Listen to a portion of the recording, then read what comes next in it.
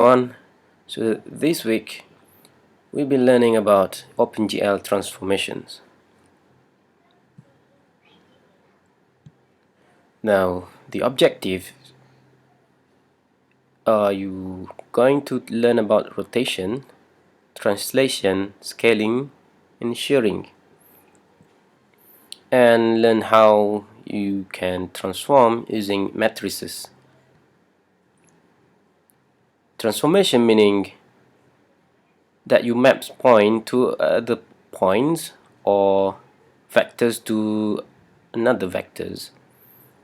That's what transformation means. For example, from this vector to this vector, a new vector by R transformation, or from this point P transform to Q with the transformation T that act upon P, and then you get Q.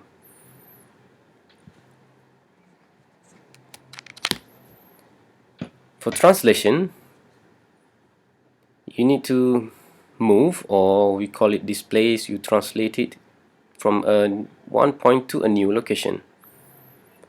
You move this point to new location, and we call this translation. So you displace by a vector D, where P prime will be equal to P plus D. So how many ways? Although we can move a point to a new location in infinite ways, when we move many points, there is usually only one way. You displace using the vector. For example, you have an object, then you displace using the vector, and the object will be moved to that direction. Next is rotation. In 2D rotation, you'll be computing using a trigonometry. Let's say it's counterclockwise, yeah? So you have two different, let's say this is first point, this is another point. So to get x, y, given here is the angle phi, so you can get this using trigonometry. X is equal to r cos phi, while y is equal to r sin phi, depends on the angle. Now if you want to move into or rotate into a new location to, let's say, phi plus theta, so the new x or x prime, sorry, the new x using this angle will be r cos phi plus theta, and y is equal r sin phi plus theta.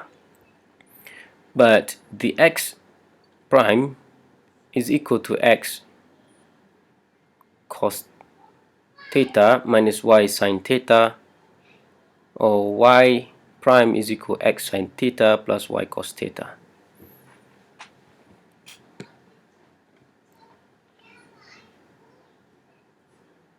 For scaling, you expand or contract along each axis, so depend on the axis on the fixed point of origin.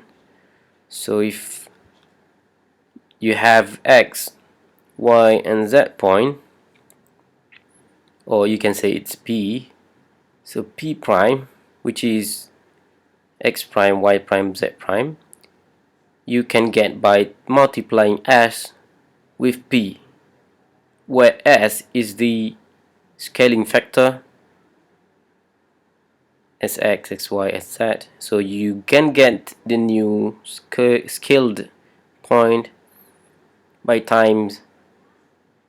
multiplying s with p.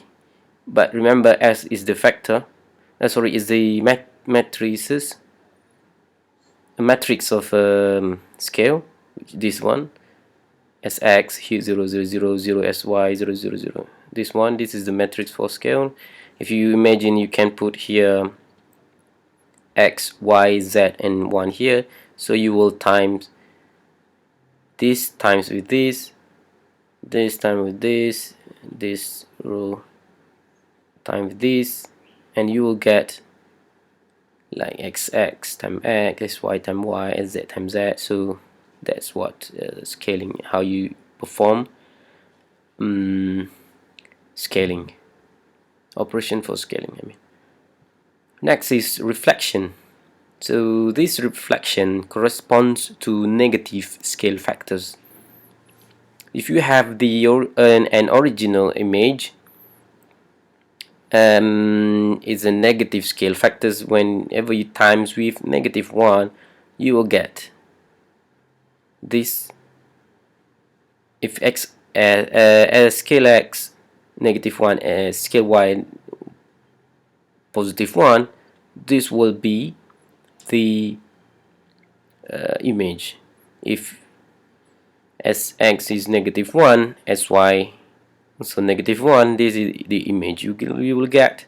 While for sx equal to 1, sy equal to -1, this will be the reflected image.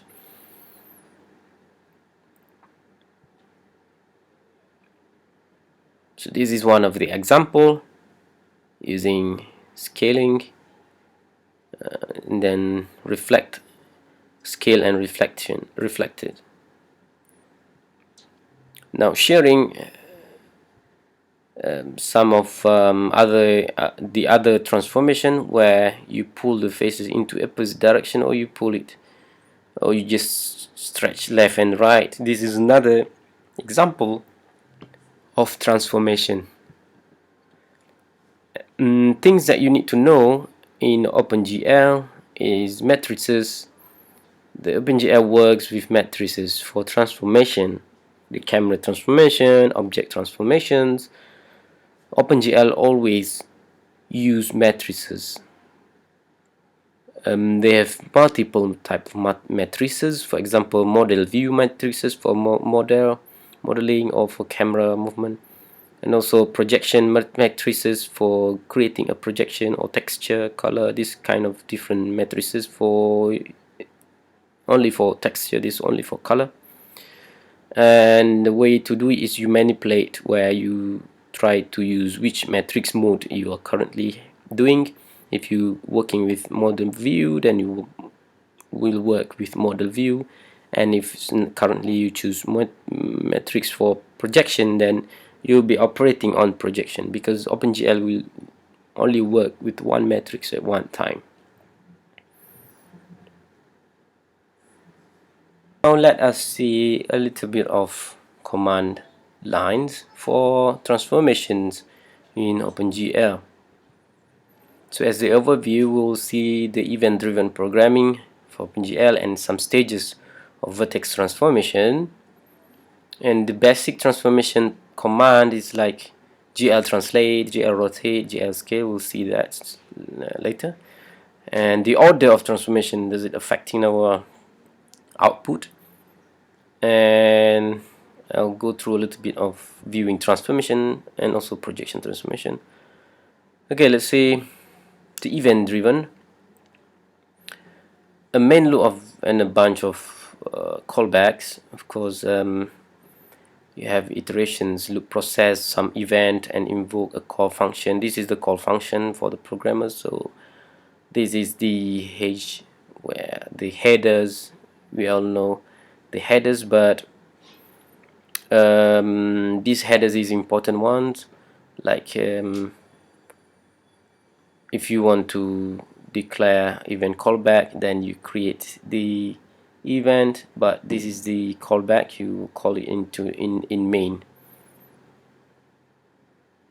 So the stages of vertex transformation, we talk about model view matrix and projection matrix here.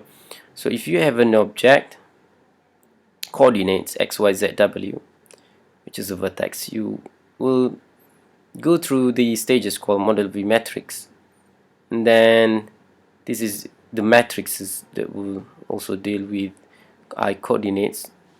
You will get the I coordinates, and then will pass, or you will do some operation with the projection matrix, and then you clip it, get the perspective, and you normalize the device coordinate, and then the viewport transformations come in where you do some operation with the matrices, and then the window coordinates, you'll get the output later.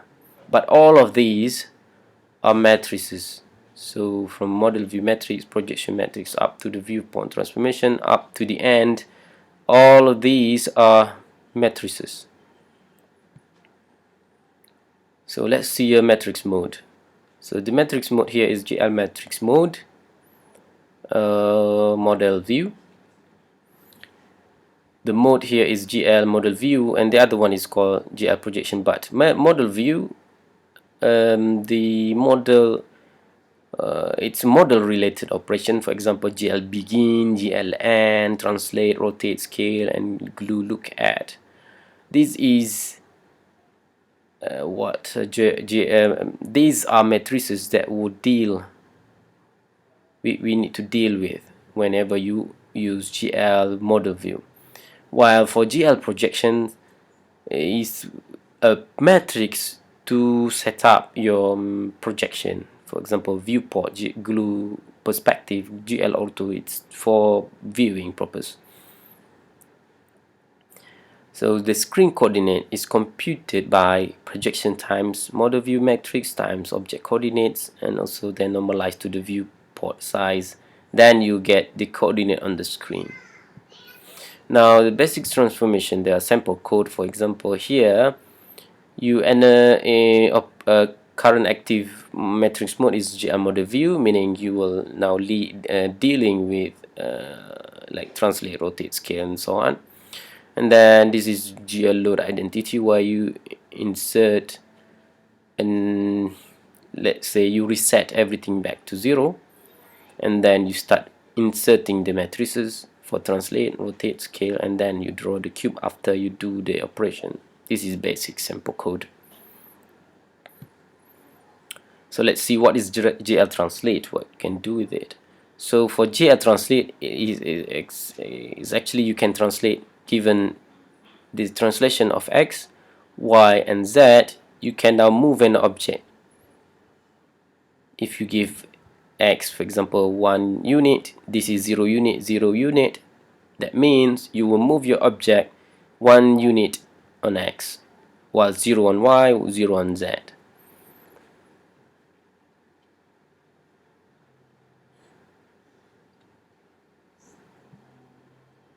For rotation, you use GL rotate function. In GL rotate, you rotate counterclockwise direction about the vector. What vector? If X, Y, and Z. For example, here, if you want to rotate on Z, for example, here Z axis,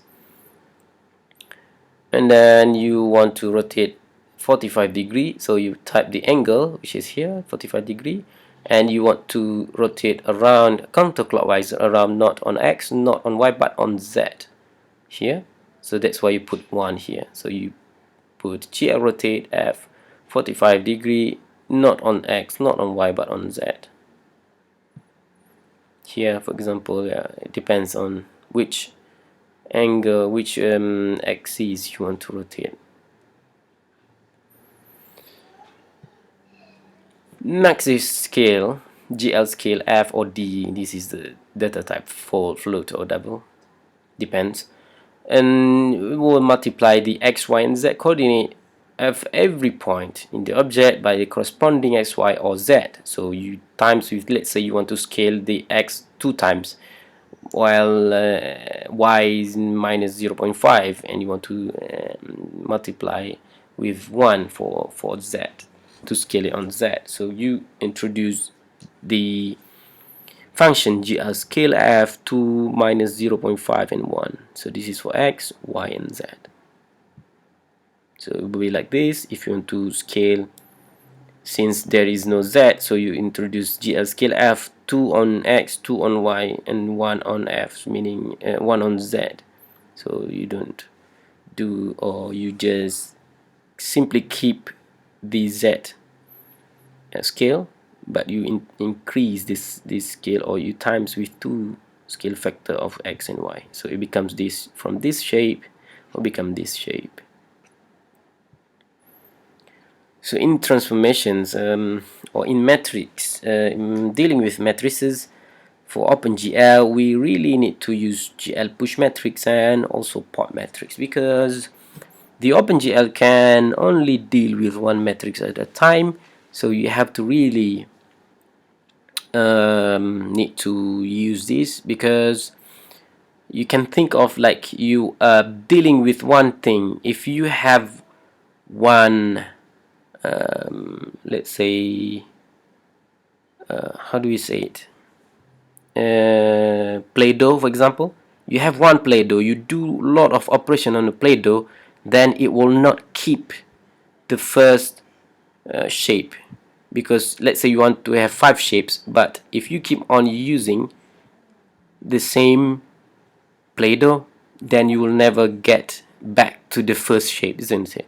So that's why you need to push matrix, mean you introduce a new matrix, or you add new matrix. The maximum will be 32, I guess, of the matrices, the maximum the OpenGL can use. So whenever you push matrix and then you pop it out, then by doing that you will never do all the operation on a single matrix.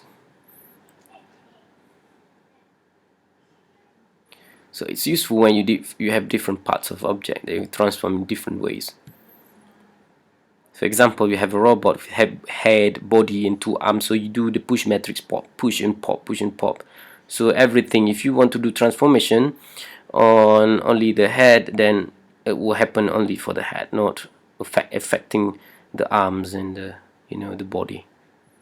And the call order is reverse of the order of transforms are applied. So if you have translate, rotate, and scale, and then you draw the cube, then your translation will be the last one happen. But if you want your translation to happen at the first, so you have before it happens before rotate, then you put it down, and the rotate is at the top. If you want let's say this one, you draw the cube, but the matrix will do this operation first, and then it do translation operation, and then rotation transformation. So it's up to you how you want to put the order of transformations. So for example, each transform multiplies the object by matrix, so the transform closest to the object gets multiplied first. If you do the rotation first, then it will do rotation first and then translate. But if you do translation first, you translate and then you rotate. So this is what will happen.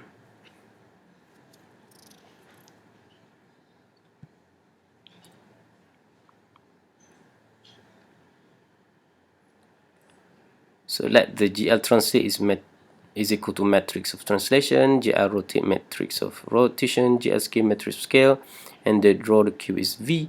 Then you can see the identity go to translation, translate times rotation, and then translate rotation scale, translate rotation scale times V. Or you can see scale V first, what the things that will happen, and then rotation, and then translation will be the last. If you put the translation in the first, then the translation will be the last one. So your scale will be applied first here, then rotation will be the second, and translation will be the last one. So be careful with the order of transformation. So do not expect different orders of transformation produce the same result, because matrix multiplication is not commutative. Another way to think about transforms you move a local coordinate system. So each object has a local coordinate system. Transform happen relative to this coordinate system. Unfortunately, it breaks down when scale is involved.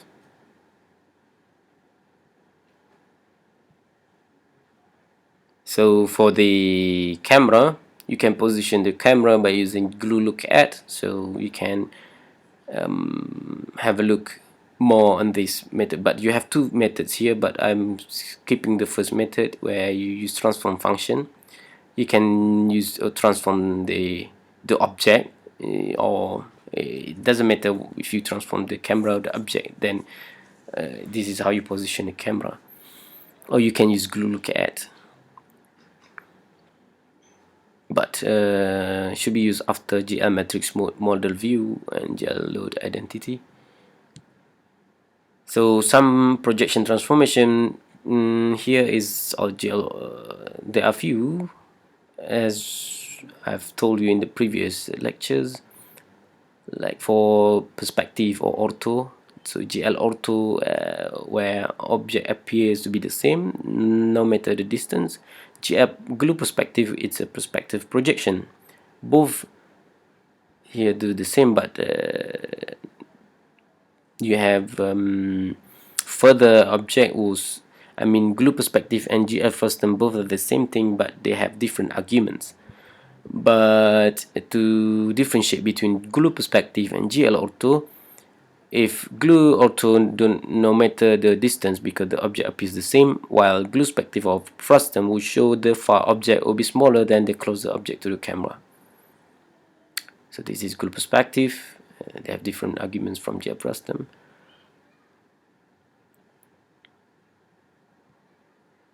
Here this is GL frustum. So you have different arguments as I told you. And this is GL ortho. This is clipping volume, but this is the arguments. So some other things that you might interested in quaternions. So we do metrics and angles for also transformations. You can use this for rotating or transforming objects or transforming your cameras. So it basically use different method compared to the one given by OpenGL, GL Translate, GL Rotate. So some resources, if you want to go online and look for more explanation, you can go to these resources. Thank you.